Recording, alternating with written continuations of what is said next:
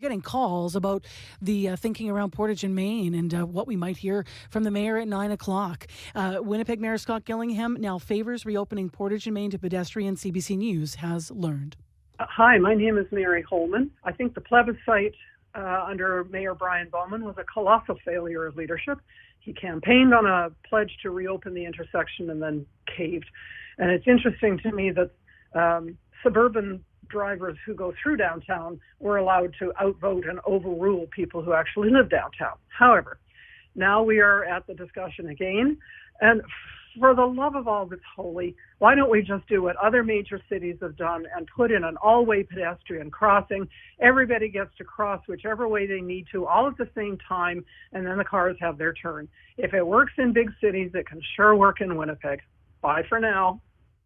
Hi, my name is Patrick Burek. I recently moved to Winnipeg, about 7 years ago, and one of the things I've always been kind of ashamed about when people come to visit the city, and personally ashamed about, is the symbolism of prioritizing the car versus the pedestrian at Canada's, arguably Canada's most famous intersection.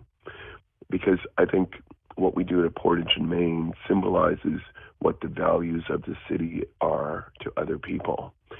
I travel through there every day, adding pedestrian traffic signals at the intersection would just, delay traffic just by a few minutes. But at the same time, it would significantly improve the pedestrian experience. So anyway, I do hope that they open it finally once and for all, and that this issue is finally behind us. We're going to get more details in the news. We're going to get more details at 9 o'clock, but a couple of quick comments from our Facebook page on this. Katie Smith saying, I work downtown. I use that underground walkway at least 2 times a week. Closing the concourse is not a great idea. The purpose of it is not to be out in the weather, especially in winter. So that is something we expect to hear about today, the circular walkway underground.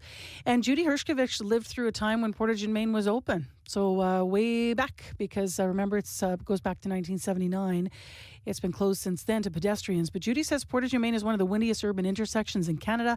Crossing streets in winter or bad weather was very difficult and dangerous for anyone not fully able. She goes on to say that why don't we look at successful, safe, accessible understreet crossings and have that conversation. Portage in Maine, always a talker. Thank you for watching the CBC Manitoba YouTube channel. Don't forget to like and subscribe. For the latest breaking news and top stories, download the CBC News app.